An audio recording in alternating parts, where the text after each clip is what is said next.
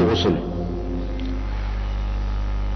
Number 1 غسل میں کیا مکروہات ہے؟ پانی بہت زیادہ بہانا.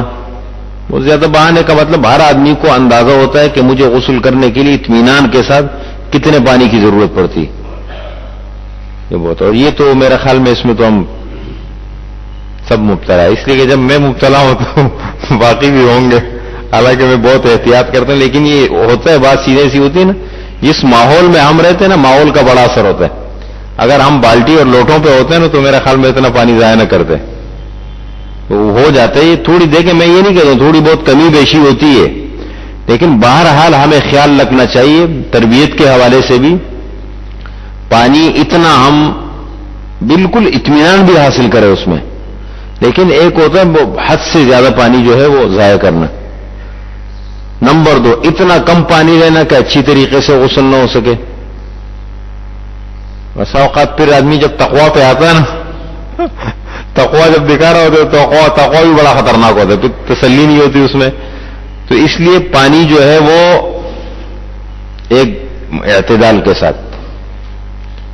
نمبر 3 ننگا ہونے کی حالت میں گفتگو کرنا، باتیں وغیرہ کرنا اس قسم کی جو ہے نا. غسل کرے بس فوراً. آج کل تو غسل خانے بنائے گئے ہیں، وہ تو بڑے عجیب عجیب غسل خانے لوگ بنا رہے. اس کے اندر تو پورے انتظامات جو کمرے میں ہوتے ہیں وہ سارے انتظامات اس میں کر دیتے ہیں. اخبار پڑھنے کی جگہ بھی ہوتی ہے اور ٹی وی بھی لگاتے سنیں.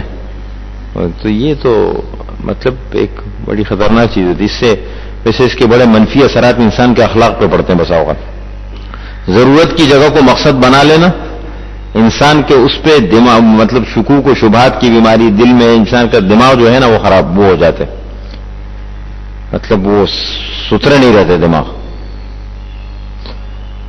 تو یہ گفتگو کرنا یہ بھی میں نے ایک تو گفتگو ضرورت کی باتیں ہو گئی نا کہ بھائی تولیہ دے دو یا کوئی چیز آپ نے آواز دے دی تولی، یہ تو ایک ضرور کبھی کبھی ضرورت پڑ جائے. ویسے تو پورا اہتمام کرنا چاہیے، جتنی چیزوں کی ضرورت ہو اپنے ساتھ لے جائے، لیکن پھر بھی کبھی. لیکن ایک یہ ہے کہ مستقل انسان جو ہے گفتگو کی عادت ڈالے اس غسل کے دوران. نمبر 4 قبلہ رو ہو کر غسل کرنا. قبلہ رو ہو کر غسل کرنا. تو غسل کے دوران انتر غسل خانوں کا رخ تو اس طرف ہوتا نہیں ہے، لیکن پھر بھی اگر بھی تو غسل آدمی اس طرف کرے کہ قبلے کی طرف رخ نہ ہو. جس کا بھی ومن يعظم شعائر الله فإنها من تقوى القلوب ومن يعظم حرمات الله فهو خير له عند ربه. جو شعائر اللہ کی تعظیم کرے اسی سے دل میں تقوی پیدا ہوتا ہے. قرآن کا ادب ہے، اسلامی کتابوں کا ادب ہے، مسجد کے آداب ہیں، کعبۃ اللہ کا ادب ہے. اسی طریقے سے دینی شعائر جتنے بھی ہیں ان کا ادب ہے. اسی سے جتنا عظمت اور ادب دل میں ہونا، اسی سے انسان کے اندر کیا پیدا ہوتا ہے؟ دل میں تقوی. اللہ فرمائے تقوی تب پہ شعائر اللہ کی جتنی تعظیم ہو. تو شعائر اللہ میں سے ہے، اس لیے اس کا بھی خیال رکھنا چاہیے. اس لیے وہ آپ صلی اللہ علیہ وسلم نے احادیث میں منع فرمایا بیت الخلا کا رخ جو ہے کعبۃ اللہ کی طرف ہو. پیٹ کرنا یا مثال کے طور پر منہ کرنا دوران قضاء حاجت کے دوران، اس لیے کہ اس سے پھر انسان کے دل سے وہ ختم ہو جاتی.